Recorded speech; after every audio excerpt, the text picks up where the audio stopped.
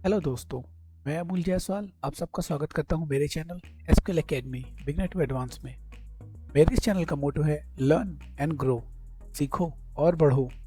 आप इस चैनल के माध्यम से सीखेंगे एसक्यूएल कोडिंग क्या होती है। हम बिल्कुल बेसिक लेवल से एडवांस लेवल तक का सफर तय करेंगे। एसक्यूएल के best practices, techniques, performance optimisation के बारे में जानेंगे। सीखते रहने के लिए मेरे चैनल को सब्सक्राइब जरूर करें।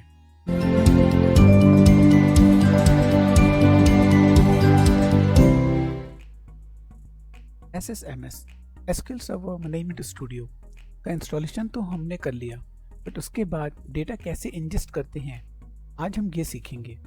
डेटा इंजेस्ट करने के लिए कई तरीके होते हैं, जिसमें आज हम बात करेंगे एक्सेल फाइल से डेटा कैसे डालते हैं और फिर एसक्यूएल कमांड के भी कुछ एग्जांपल्स देखेंगे। SSMS का इंस्टॉलेशन और उसमें लोकल डीबी को कैसे इंस्टॉल करना है उसे मैंने अपने प्रीवियस वीडियो में डिटेल में कवर किया है। एसक्यूएल में बिगनर लेवल के लिए हम DDL, जिसका फुल फॉर्म होता है data definition language, and DML, जिसका फुल फॉर्म होता है डेटा मैनिपुलेशन लैंग्वेज, इन कमांड्स पे फोकस करेंगे। तो चलिए स्टार्ट करते हैं DDL से। इसका फुल फॉर्म होता है डेटा डेफिनेशन लैंग्वेज। DDL का यूज़ होता है टेबल के स्ट्रक्चर को चेंज करने के लिए, चाहे हम टेबल क्रिएट कर रहे हों या टेबल डिलीट कर रहे हों या टेबल्स में हम कोई मॉडिफिकेशंस कर रहे हैं। उसके लिए हम इन बेसिक कमांड्स पे प्रैक्टिकल क्वेश्चंस करके देखेंगे। इन कमांड्स में इंपॉर्टेंट बात ये होती है कि ये ऑटो कमिटेड होते हैं। इसका मतलब होता है कि इस कमांड को परफॉर्म करने के बाद हम इसे अंडू नहीं कर सकते। जो चेंजेस हमने किए हैं उसे हम रिवर्स नहीं कर सकते। इन कमांड्स को अभी हम प्रैक्टिकल करके देखेंगे, जिससे हमें काफ़ी आइडिया मिल जाएगा कि DDL एंड DML में क्या डिफरेंस होता है।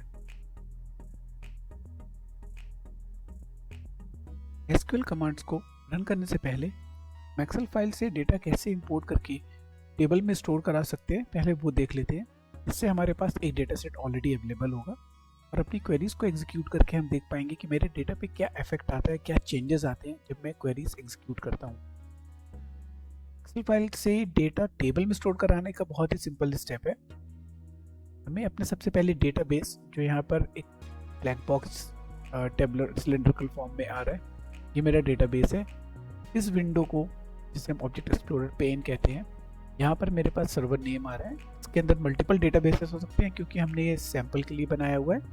तो यहाँ पर एक ही डेटाबेस अवेलेबल है। इसी डेटाबेस में हम टेबल्स क्रिएट कर सकते हैं। ऑलरेडी मैंने एक टेस्टिंग के लिए, अगर मैं इसको एक्सपैंड करता हूँ डबल क्लिक करके एंड डिस्प्ले साइन पे क्लिक करता हूँ, तो यहाँ पर मुझे दिख रहा है कि सिस्टम टेबल्स क्या है, फाइल टेबल्स क्या है, external tables, graph tables, and then एक स्टूडेंट इन्फो के नाम से मैंने टेबल ऑलरेडी इंपोर्ट कर रखी है।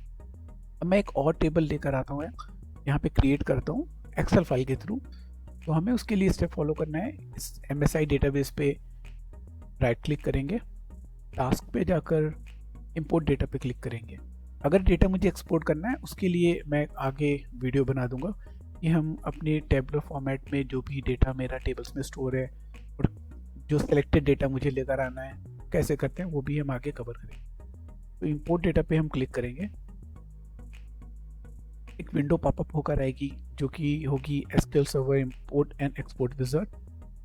नेक्स्ट, अब डेटा सोर्स हमें सेलेक्ट करना है, क्योंकि हम एक्सेल फाइल से डेटा लेकर आ रहे हैं। ड्रॉप डाउन से जाकर हमें माइक्रोसॉफ्ट एक्सेल सेलेक्ट करना है, देन ब्राउज करके फाइल का पाथ देना है जहाँ पे मेरी फाइल मेरे लोकल ड्राइव में स्टोर्ड है। कोर्सेस फाइल का नाम है, इसे हमने सेलेक्ट किया। एक्सेल वर्जन ऑटोमेटिकली जो भी माइक्रोसॉफ्ट एक्सेल आपके सिस्टम में इंस्टॉल होगा उसके अकॉर्डिंगली फाइल पिक कर लेगी। पुराना वर्जन होगा तो पुराना दिखाएगा। इनकेस नहीं आता है तो आप ड्रॉप डाउन से जो भी वर्जन है उससे रिलेवेंट वर्जन को सेलेक्ट कर लें। इससे फाइल रीड होने में आसानी होती है। प्लस फाइल अगर कंटेन कर रही है डेटा जिसका हेडर फर्स्ट रो से नहीं है, तो आप इसको डिसलेक्ट कर सकते हैं। वरना अगर पहले ही रो से डेटा आपका एक्सेल फाइल में स्टोर्ड है, तो आप इसको ऑप्शन को सिलेक्ट रहने देंगे।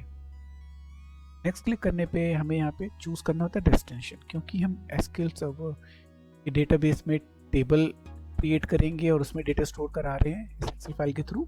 हम यहाँ से ड्रॉप डाउन पे जाएंगे, SQL server native client 11.0 select करेंगे। ये ऑप्शन बाय डिफ़ॉल्ट अवेलेबल होते हैं, ऐसा नहीं कि इनको आपको कहीं से इंपोर्ट करना है या सेटिंग में कुछ चेंजेस करने हैं, ये ऑलरेडी बाय डिफ़ॉल्ट इतने तरीके से हम डेटा इंपोर्ट करा के इन वर्जन्स में स्टोर करा सकते हैं। तो डेस्टिनेशन में मुझे अभी एसक्यूएल सर्वर नेटिव क्लाइंट 11.0 लेना है। ऑटोमेटिकली आपने देखा कि सर्वर नेम मेरा वही पिक हो गया जो यहाँ पर आ रहा है, एंड डेटाबेस MSI, क्योंकि इसी पे ही हमने राइट क्लिक करके टास्क में जाकर इंपोर्ट डेटा किया था।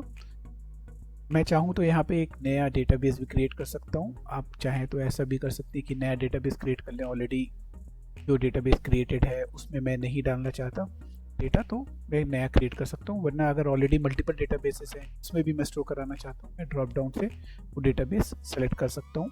फॉर एग्जांपल मैंने MSI नाम का डेटाबेस सेलेक्ट किया हुआ है, पे क्लिक नेक्स्ट करेंगे। यहाँ पे दो ऑप्शन आते हैं।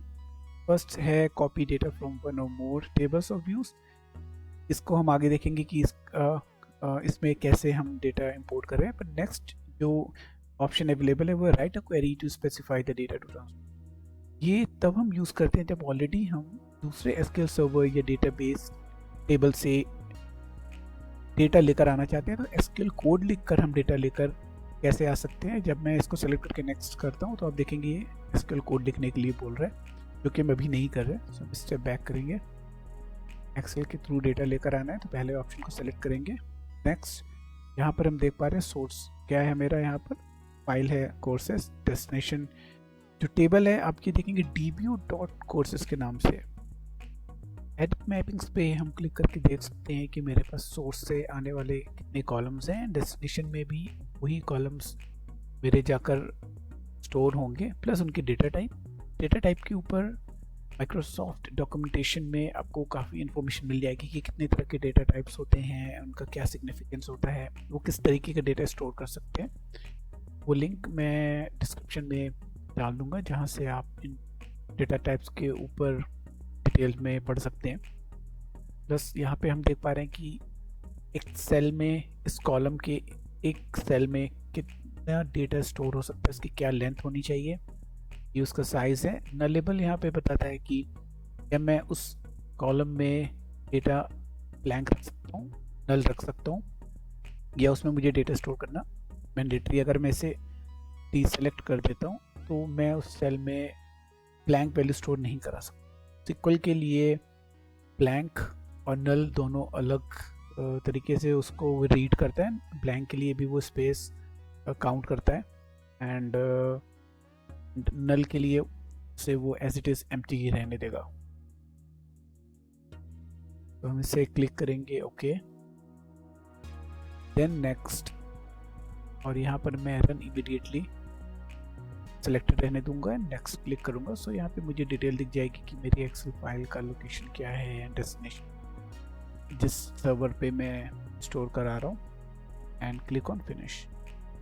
सक्सेसफुली यहाँ पे हमारे पास 22 रोज थे उस एक्सेल फाइल में, जो कि इंपोर्ट हो गई है इन टेबल फिल डेटाबेस में MSI में। अब वो हमें यहाँ पे ऑटोमेटिकली नहीं दिखेगी क्योंकि उसे हमें डेटाबेस रिफ्रेश करना होता है।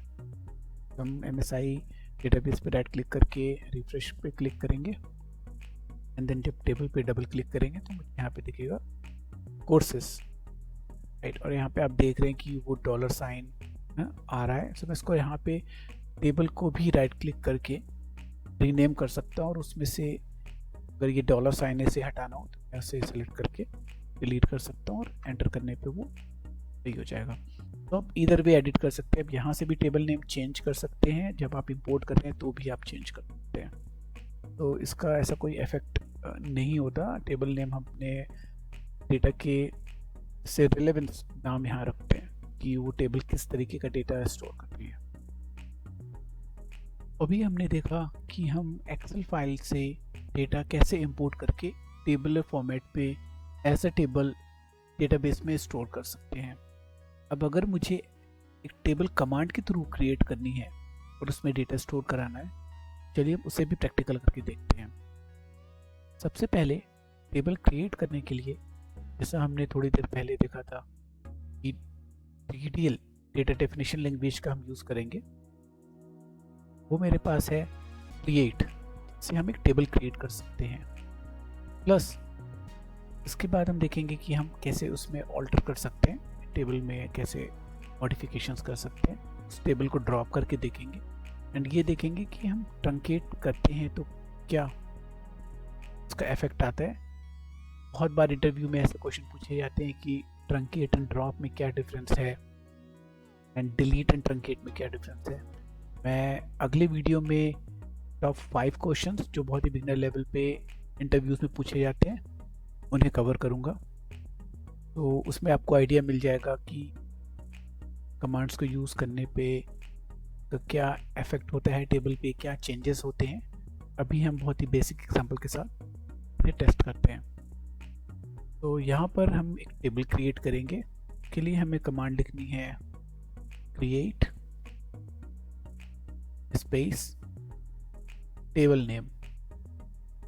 एज अ प्रैक्टिस मोस्टली लोग कैपिटल लेटर्स में भी लिखते हैं, इट्स टोटली इंडिविजुअल्स प्रेफरेंस, आप कैसे इसे लिखते हो। एनीवे ये वर्क करेगा, सिक्वल केस सेंसिटिव नहीं होता पाइथन की तरह। तो हम यहाँ पे एक टेबल क्रिएट कर रहे हैं, क्रिएट टेबल नेम। तो हम यहाँ पर टेबल क्रिएट कर रहे हैं इसलिए हमने क्रिएट टेबल दिया है एंड अब हमें टेबल नेम देना होगा जिस नाम से हम टेबल क्रिएट करना चाहते हैं। जैसे इसे टेस्ट टेबल दे देते हैं हम, टेस्ट, और हम ट्रंकेट कमांड को भी यहाँ टेस्ट करेंगे, साथ ही हम यहाँ पर क्रिएट कमांड को भी टेस्ट करें तो इसे हम नाम दे सकते हैं ट्रंकेट टेस्ट। एंड इसके बाद यहाँ पर हमें ब्रैकेट में डिफाइन करना है अपने कॉलम्स को और उसके डेटा टाइप को। ये सिंटेक्स फॉर्मेट होता है, तो इसको आप नेक्स्ट लाइन पे में भी ले जाके लिख सकते हैं। जैसे कि मैं यहाँ ले आऊँ और इसे दे दूँ, जैसे आईडी एक कॉलम मैंने क्रिएट किया और आईडी के बाद मैं यहाँ पर उसका डेटा टाइप दूंगा, क्योंकि आईडी है न्यूमेरिकल फॉर्म है तो मैं इसे इंटीजर दे देता हूँ। जैसा कि मैंने बताया डिस्क्रिप्शन में मैं डेटा टाइप्स के ऊपर लिंक शेयर कर दूंगा, आप उसे स्टडी कर सकते हैं, उससे आपको आइडिया मिल जाएगा यह डेटा टाइप का क्या सिग्निफिकेंस होता है, वो कैसे डेटा स्टोर कर सकते हैं। उसके बाद आपको इसे प्रैक्टिस करने में बहुत ईजीनेस रहेगी। ओके, एंड अगर मैं मतलब एज अ गुड प्रैक्टिस या बोलते हैं जिससे प्रॉपर वे में मैं इसे यहाँ पे लिखना प्रेफर करता हूँ, जिससे ये रीड करने में भी इजी रहता है एंड थोड़ा बेटर लगता है। मैं इसे थोड़ा सा बड़ा कर देता हूँ। ओके, अब हमें यहाँ पर इसके अंदर डेटा स्टोर कराना है टेबल। अगर मैं इस कमांड को भी एग्जीक्यूट करता हूँ तो यहाँ पर क्या होगा, इसको रन करने के लिए हमारे पास एग्जीक्यूट बटन अवेलेबल होता है, प्लस इसका शॉर्टकट होता है F5। इधर वे यूज़ कर सकते हैं। जैसे कि मैं F5 प्रेस करता हूँ तो आप देखेंगे कमांड कंप्लीटेड सक्सेसफुली। इसका मतलब है कि कैसी टेबल बन गई है ट्रंकेट टेस्ट के नाम से, जिसके अंदर एक ही कॉलम है आईडी, उसका डेटा टाइप है इंटीजर। अगर मैं MSI डेटाबेस पे राइट क्लिक करता हूँ और इससे रिफ्रेश करता हूँ, टेबल पे डबल क्लिक करने के बाद मुझे दिखेगा ट्रंकेट टेस्ट के नाम से एक टेबल बन गई है। ओके, सो टेबल बन गई। अब हम इसमें डेटा इंसर्ट करना है। डेटा कैसे राइट करेंगे इस टेबल में, इसके लिए हम कमांड यूज़ करेंगे, वो है इंसर्ट। हमें जिस टेबल में इंसर्ट कराना है वो नेम लिखना है, तो इनटू टेबल नेम TRUN। मैंने TRU ही लिखा था और SQL ने मुझे बताया कि ऑलरेडी एक टेबल एग्जिस्ट करती है जो कि स्टार्ट होती है TRU से। ऐसे ही अगर मैं STU लिखता तो मुझे SQL बताता ऑटोमेटिकली पॉपअप करके कि ये टेबल ऑलरेडी एग्जिस्टिंग है। तो it is one of a good feature जहाँ पे SQL हमें ऑटोमेटिकली टेबल नेम पॉपुलेट करता है। मान लीजिए आपके पास लॉन्ग लिस्ट ऑफ टेबल्स है यहाँ पर, क्योंकि अभी तो हम डमी डेटाबेस पे टेस्ट कर रहे हैं। प्रैक्टिकल एग्जांपल्स में रियल डेटा पे बहुत ढेर सारी टेबल्स होती हैं। जब हम रिलेशनल डेटाबेस मैनेजमेंट सिस्टम की बात करेंगे तो हम देखेंगे यहाँ पर टेबल्स आपस में कैसे इंटरकनेक्टेड हैं, उनके बीच में क्या सिमिलैरिटीज़ हैं, कौन से कॉलम से कौन सा कॉलम दूसरी टेबल में कनेक्ट करता है, सब चीज़ें हम आगे देखेंगे। लेकिन तो ऐसे ही हमें इस फीचर से काफ़ी हेल्प मिल जाती है कि वो टेबल ऑलरेडी एग्जिस्ट करता है और वो पॉपुलेट होकर स्क्रीन पे दिखेगा। तो अभी के लिए हम यहाँ पे ट्रंकेट सेलेक्ट करेंगे एंड ब्रैकेट में हमें यहाँ पे उसी सीक्वेंस में कॉलम नेम देना जिस सीक्वेंस में हमारे पास कॉलम स्ट्रक्चर में बना हुआ। फॉर एग्जांपल अभी के लिए मेरे पास एक ही कॉलम है, राइट। आईडी, तो मैं यहाँ पर आईडी दूंगा। अगर मान लीजिए मेरे पास और कॉलम होते तो मैं कॉमा देकर वहाँ पे अपने कॉलम नेम्स उसी सीक्वेंस में लिखता जिस सीक्वेंस में मैं डेटा कॉलम में इंसर्ट कराना चाह रहा हूँ। तो फॉर एग्जांपल आईडी है, नीचे फिर एंटर कर क्योंकि एज अगेन गुड प्रैक्टिस यहाँ पर लिखेंगे वैल्यूज़, जो वैल्यू मैं इंसर्ट कराना चाह रहा हूँ। तो मैंने यहाँ पे वैल्यू 1 लिखी कि ID 1 इंसर्ट हो।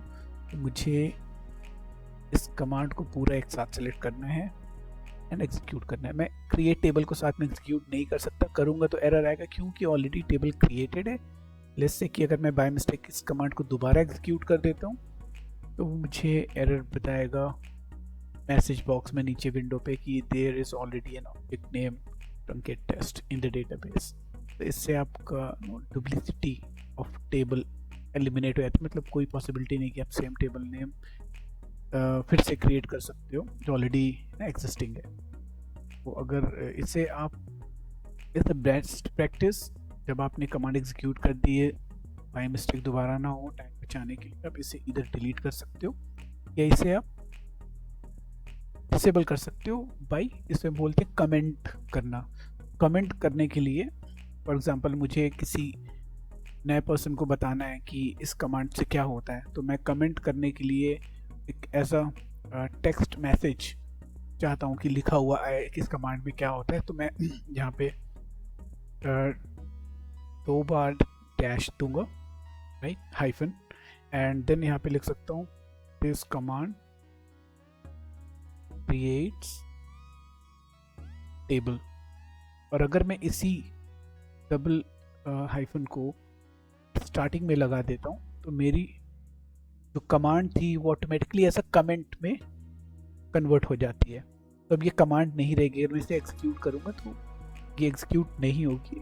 और इससे इस कमांड कंप्लीट सक्सेसफुली का मतलब है, इसका मतलब नहीं मेरे पास दोबारा टेबल यहाँ पर फिर से बन गई एक और, ऐसा नहीं हो। तो वो लिखा हुआ मैसेज आता है लेकिन इसका कोई इफेक्ट नहीं होता क्योंकि वो ऐसा कमेंट है एक टेक्स्ट मैसेज की तरह, इसका कोई इफेक्ट नहीं होता।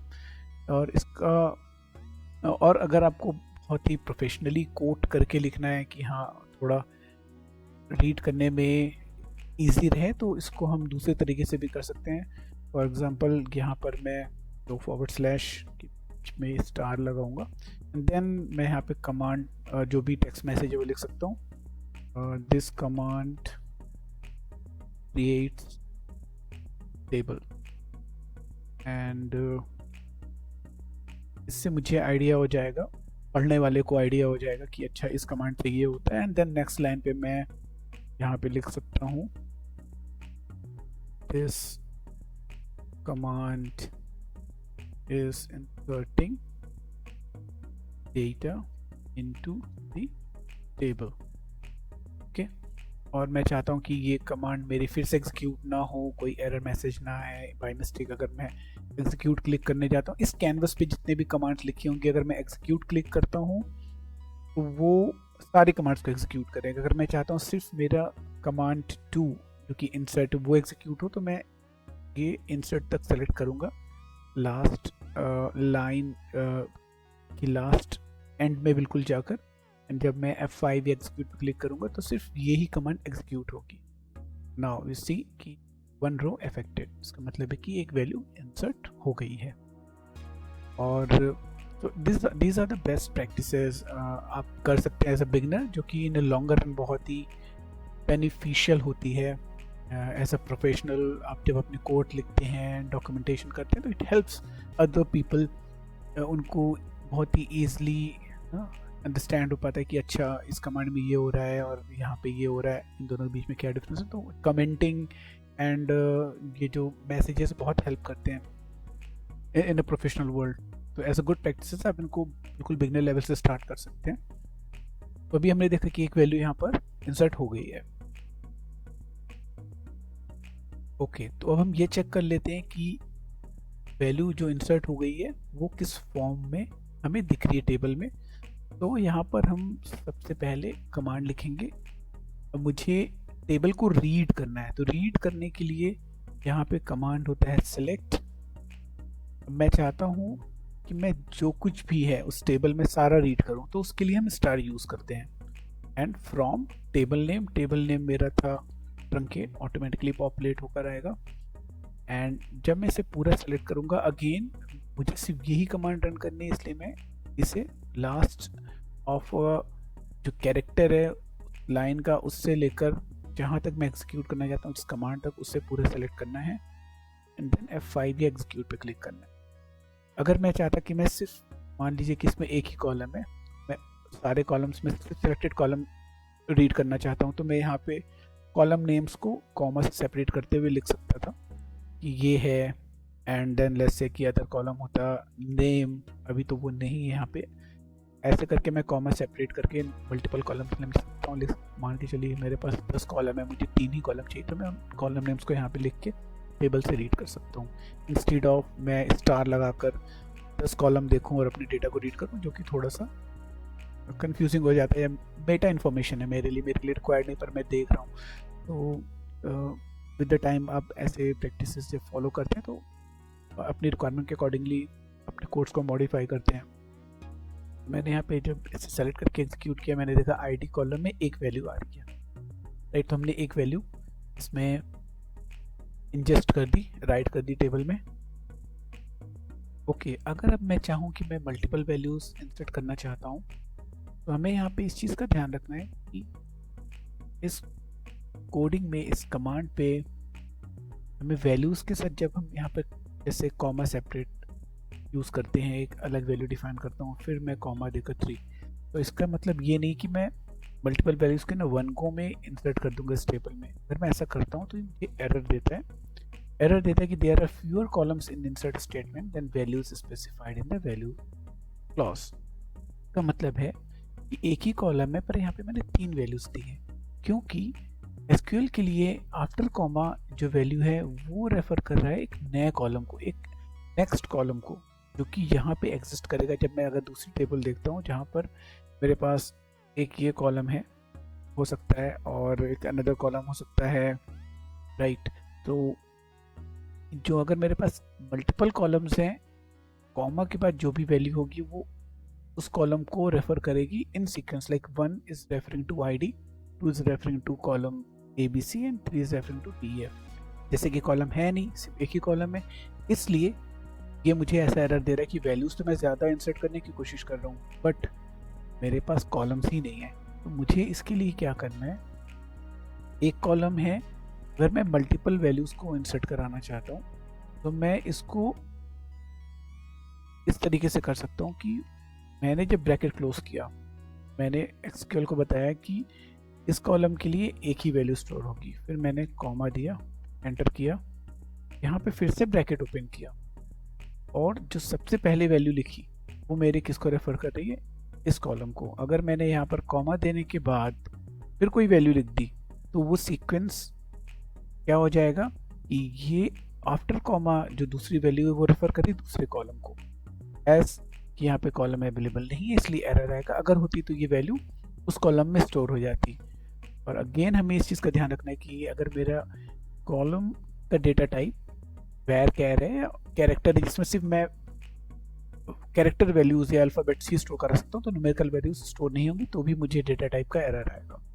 अनलेस से अगर मैं इसको एग्जीक्यूट करता हूँ कि मैंने 1 ऑलरेडी स्टोर करा दिया है, तो मैं इसे 2 कर देता हूँ और इसे 3 कर देता हूँ, और फिर मुझे बस इसका सीक्वेंस ध्यान में रखना है एंड और उसको मुझे सेलेक्ट करके एग्जीक्यूट कर देना है। वैल्यूज़ जो फंक्शन है, जो कीवर्ड है, इसे बार बार लिखने की ज़रूरत नहीं होती, इसे एक बार लिखकर हम मल्टीपल वैल्यूज़ को एक साथ इंसर्ट करा सकते हैं। मैं F5 प्रेस करूँगा, 2 रोज अफेक्टेड। अगर मैं इसे एग्जीक्यूट करता हूँ सेलेक्ट स्टेटमेंट को डेटा रीड करने के लिए, तो आप देख पा रहे हैं मेरे पास 1 की 2, 2 एंड 3, क्योंकि मैंने पहले भी इसके लिए डेटा इंसर्ट किया था इसमें, इसलिए यहाँ पे मल्टीपल वैल्यूज़ आ रही है। अगर मैं इसको दोबारा रन कर देता हूँ तो मेरे पास और भी वैल्यूज़ आ जाएंगी, क्योंकि इसमें ऐसा मैंने कोई रिस्ट्रिक्शन नहीं लगाया हुआ कि मैं डुप्लीकेट वैल्यूज इंसर्ट नहीं कर सकता। तो मैं F5 करता हूँ एंड कमांड को सेलेक्ट करके वो यहाँ पे 2 रोज अफेक्टेड दिखेंगे, एंड देन अगेन मैं देख पा रहा हूँ यहाँ पर और वैल्यूज इंसर्ट होगी। तो मतलब मैं जितनी बार इस कमांड को रन कर रहा हूँ उतनी बार डेटा मेरा इंसर्ट हो रहा है। तो अगर मैं अब चाहता हूँ कि मैं इसमें से सिर्फ यूनिक वैल्यूज़ देखूँ, मैं देखना चाहता हूँ कि एक वैल्यू मतलब कितनी यूनिक वैल्यूज़ हैं, डुप्लीकेट वैल्यूज़ मैं नहीं देखना चाहता, तो उसके लिए भी कमांड होता है, तो उसे डिस्टिंक्ट बोलते हैं। डिस्टिंक्ट बाई वर्ड हम समझ सकते हैं कि डिस्टिंक्ट मतलब यूनिक, तो उसके लिए मैं यहाँ डिस्टिंक्ट लिखूँगा, मैं देख पाऊँगा इसमें कितनी यूनिक वैल्यूज़ हैं। एंड अगर मैं इसे एग्जीक्यूट करता हूँ सेलेक्ट करके, तो यूनिक वैल्यूज़ हैं, और आउट ऑफ जो मेरे पास नंबर ऑफ रोज़ आ रही हैं 8 में से, मतलब कि मेरे पास 5 डुप्लीकेट वैल्यूज़ हैं। हम देख पा रहे हैं कि 1 है, 2 के 3 इंस्टेंसेस हैं, 3 के 3 इंस्टेंसेस हैं, 1 इंस्टेंस है, तो ऐसे करके मेरे पास 8 वैल्यूज़ हैं जिसमें से 3 यूनिक है, बाकी डुप्लीकेट वैल्यूज़ हैं। तो ये हमने यहाँ पे देखा कि डेटा कैसे इंसर्ट होता है, मल्टीपल वैल्यूज़ को भी हम इंसर्ट कर सकते हैं। हमें ये ध्यान रखना है कि सीक्वेंसिंग बहुत इंपॉर्टेंट है, वरना एरर थ्रो करेगा, या गलत डेटा अगर हमने गलत सीक्वेंस में डाल दिया है और डेटा टाइप अलाउ करता है तो डेटा गलत इंपोर्ट या इंसर्ट हो जाएगा कॉलम में, एक गलत कॉलम में, राइट। तो हमारी अगली कमांड है ऑल्टर की, जिसका यूज़ करते हैं हम टेबल के स्ट्रक्चर में चेंजेस करने के लिए, जैसे कि हम कॉलम ऐड कर सकते हैं, कॉलम डिलीट कर सकते हैं। तो लेट्स से अगर मैं ट्रंकेट टेस्ट टेबल में कॉलम ऐड करना चाहता हूँ, तो मैं कमांड लिखूँगा ऑल्टर टेबल, जिस टेबल को ऑल्टर करना चाह रहा हूँ वो है मेरी ट्रंकेट टेस्ट। मैं इसमें कॉलम ऐड करना चाह रहा हूँ, तो सिंपल सा सिंटेक्स है ऐड कॉलम नेम, जिस कॉलम को मैं ऐड करना चाह रहा हूँ, तो स्टूडेंट नेम, मैं चाहता हूँ मेरे कॉलम का नाम हो स्टूडेंट नेम।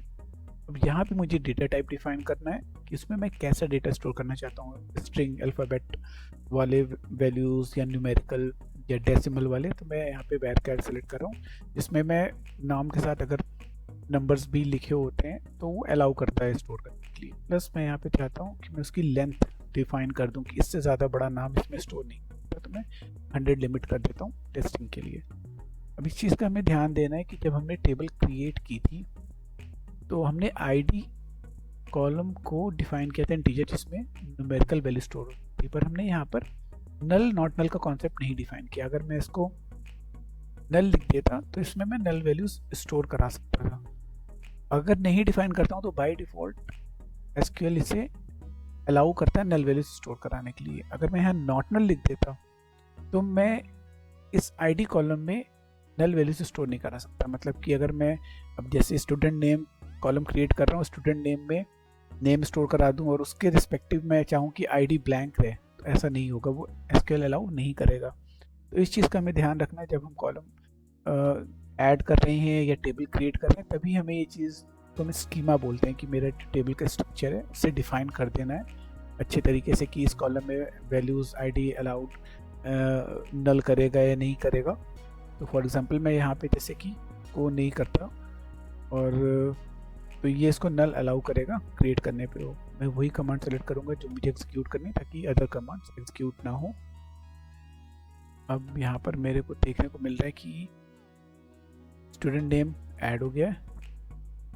ओके, अगर मैं चाहूँ कि आईडी जो 1 है या 2 है उसके अगेंस्ट में स्टूडेंट नेम इंसर्ट करा दूँ, तो ये हम इंसर्ट इनटू कमांड के थ्रू नहीं कर सकते, इसके लिए हम अपडेट कमांड का यूज़ करते हैं। तो हम अपने फ्यूचर सेशंस में देखेंगे कि अपडेट कमांड को यूज़ करके हम कैसे एग्जिस्टिंग वैल्यू को अपडेट करा सकते हैं या उस वैल्यू के अगेंस्ट में दूसरे कॉलम में कैसे वैल्यू अपडेट करा सकते हैं। लेकिन अभी के लिए मैं स्टूडेंट नेम में एक नई वैल्यू इंसर्ट कराऊँ प्लस एक नई आईडी इंसर्ट कराऊँ, वो पॉसिबल है कि अगेन हमें इस चीज़ का ध्यान रखना है कि सीक्वेंसिंग व्हेन हम वैल्यू इंसर्ट करा रहे हैं। आईडी के साथ मैंने लिखा स्टूडेंट नेम, मेरा कॉलम नेम हो गया। अगेन एसक्यूएल केस सेंसिटिव नहीं है तो मैं कैपिटल स्मॉल में लिख सकता हूँ, इससे फर्क नहीं पड़ता। अब मैं यहाँ पर चाहता हूँ आईडी को 3 तक हमने स्टोर कराया था, 4 कॉमा से हम सेपरेट करते हैं कॉलम्स को। तो आपने देखा जैसे मैंने कॉमा लगाया स्टूडेंट नेम ठीक तरीके से एसक्यूएल ने रीड किया। अब मैं यहाँ पे वैल्यू एज अ कैरेक्टर एक स्ट्रिंग वैल्यू स्टोर करा रहा हूँ, तो मैं सिंगल कोट में नेम मेंशन करूँगा, अपना नाम लिख रहा हूँ Amul as a student name. और ब्रैकेट क्लोज। तो इससे SQL इसे क्या रीड कर रहा है कि इस टेबल में ट्रंकेट टेस्ट में मैं वैल्यू इंसर्ट कर रहा हूँ, आईडी में 4 एंड स्टूडेंट नेम में अमोल। ठीक है, मैं जैसे ही इसे एग्जीक्यूट करूँगा, 1 रो अफेक्टेड। मैं जाकर देखता हूँ कि एक नई रो जिसमें आईडी में 4 एंड स्टूडेंट नेम में अमूल एज अ वैल्यू होनी चाहिए। तो यहाँ पर एक नई रो क्रिएट हो गई जिसमें कि वैल्यू जैसे हमने डाली थी इंसर्ट हो गई है। अब हम आते हैं अपने अगले कमांड पे, truncate. Truncate table name syntax है जो कि टेबल को पूरा ट्रंकेट कर देता है, जिसमें कि मेरे पास टेबल स्ट्रक्चर तो एग्जिस्टिंग जो टेबल स्ट्रक्चर होता है वो रहता है, मतलब टेबल मेरी नहीं डिलीट होती, लेकिन टेबल में जो भी डेटा होता है पूरा एंड टू एंड डिलीट हो जाता है। मैं ये चाहूँ कि मैं सिर्फ स्टूडेंट आईडी यहाँ पे जो आईडी 1 या 2 है उसको, उसकी जो एंटायर रो है, या लेट्स से मैं आईडी 4 और स्टूडेंट नेम अमूल चाहता हूँ ये रो डिलीट हो जाए, तो मैं ऐसा ट्रंकेट कमांड के थ्रू नहीं कर सकता। उसके लिए हम डिलीट कमांड यूज़ करते हैं जो कि मेरा DML कमांड है, इसे हम अगले सेशन में कवर करेंगे। एंड तो इसके लिए मैं अपने ट्रंकेट कमांड को यहाँ पे लिखता हूँ, ट्रंकेट टेबल नेम मेरा है ट्रंकेट टेस्ट, राइट। सो जैसे ही मैं इसे एग्जीक्यूट करूँगा जो भी मेरा डेटा इस टेबल में है वो पूरा डिलीट हो जाएगा। सिर्फ मेरे कॉलम स्ट्रक्चर्स, उनके डेटा टाइप, उनके जो कैरेक्टरिस्टिक्स हैं जैसे कि null values, not null values जो मैंने डिफाइन की है वो रह जाते हैं, बाकी डेटा सारा डिलीट हो जाता है। रो वाइज डिलीट करने के लिए हम डिलीट कमांड यूज़ करते हैं एंड एंटायर टेबल को हम एम्प्टी करने के लिए, पूरा डिलीट करने के लिए हम ट्रंकेट टेबल यूज़ करते हैं। सो जैसे मैंने इसे सेलेक्ट किया एंड F5 प्रेस किया, कमांड्स कंप्लीटेड। अब मैं जाकर अगर टेबल में देखूं तो मेरे पास यहाँ पे एम्प्टी टेबल है, बिल्कुल blank, nothing, ID student name सब गया। तो इससे मेरा क्या टेबल स्ट्रक्चर तो है बट डेटा डिलीट हो गया, राइट। अब हम आज के अपने लास्ट कमांड पे आते हैं जो कि है ड्रॉप टेबल। ड्रॉप कमांड जो है, ड्रॉप टेबल करने पे टेबल पूरी ड्रॉप कर देता है। इससे मेरे पास जैसे अगर मैं यहाँ पर एक वैल्यू इंसर्ट करता हूँ F5 करके और यहाँ देखता हूँ तो मेरे पास अब एक ही वैल्यू है, आईडी एक रो है एंड जिसमें आईडी 4 है, स्टूडेंट नेम अमोल है। और ट्रंकेट नहीं यूज़ करके मैं यहाँ पे ड्रॉप कमांड लिखता हूँ, राइट। तो ड्रॉप टेबल नेम, और जैसे ही मैं इसे एग्जीक्यूट करूँगा तो पहले ट्रंकेट में हमने देखा था कि डेटा डिलीट हो गया था बट टेबल का स्ट्रक्चर था। अब हमारे पास एग्जीक्यूट करने पे कमांड्स कंप्लीटेड सक्सेसफुली। अब मैं अगर इस कमांड को रन करूंगा तो क्या होगा, ये बताएगा invalid object name truncate test, क्योंकि हमने टेबल ही यहाँ पर ड्रॉप कर दी, मतलब कि डिलीट कर दी। डिलीट एंड ड्रॉप में अगेन नेमिंग में कंफ्यूजन नहीं होना चाहिए। ड्रॉप का मतलब हम टेबल स्ट्रक्चर भी नहीं रख रहे हैं, हम डेटा के साथ पूरे टेबल डिलीट कर दे रहे हैं। We are keeping nothing, right. Truncate में हम टेबल स्ट्रक्चर रखते हैं और सिर्फ डेटा डिलीट करते हैं, पूरी टेबल एम्प्टी कर देते हैं। और जब मुझे सिर्फ एक स्पेसिफिक रो या सर्टेन वैल्यूज़ के साथ, कंडीशन के साथ डिलीट करना होता है कि मैं चाहता हूँ ओनली आईडी ये हो और उसके अगेंस्ट में सारा डेटा डिलीट हो जाए, उस आईडी के अगेंस्ट में पूरी रो डिलीट हो जाए, तो हम डिलीट कमांड का यूज़ करते हैं। वो हम नेक्स्ट सेशन में देखेंगे। तो अगर अब यहाँ पे हम देखें MSI डेटाबेस में मेरे पास टेबल तो अभी भी दिख रही है क्योंकि हमने इसे रिफ्रेश नहीं किया। जैसे ही मैं इसे राइट क्लिक करके रिफ्रेश करता हूँ एंड टेबल पे डबल क्लिक करता हूँ, ऑल्सो टेबल इज गॉन। तो टेबल क्योंकि डिलीट हो गई विथ डेटा जो भी उसमें था। आज के सेशन में हमने देखा DDL, डेटा डेफिनेशन लैंग्वेज, जिसमें हमने क्रिएट कमांड यूज़ किया है टेबल क्रिएट करने के लिए, ऑल्टर कमांड यूज़ किया था टेबल में मॉडिफिकेशंस करने के लिए, जैसे कॉलम ऐड किया, हम कॉलम डिलीट भी कर सकते हैं। ड्रॉप यूज़ किया हमने टेबल को विद डेटा डिलीट करने के लिए, एंड ट्रंकेट हम यूज़ करते हैं जब मैं टेबल तो रखना चाहता हूँ बट डेटा डिलीट करना चाहता हूँ, पूरा डेटा, ना कि ओनली वन रो, जो कि DML कमांड डिलीट के थ्रू हम only one row with specific certain conditions कर सकते हैं डिलीट। इसको मैं अपने नेक्स्ट फॉलोअप सेशन में कवर करूँगा और वीडियो में जल्दी आपसे शेयर करूँगा। तो दोस्तों, सीखते रहने के लिए मेरे चैनल को सब्सक्राइब ज़रूर करें। लर्न एंड ग्रो, सीखो और बढ़ो। Thank you.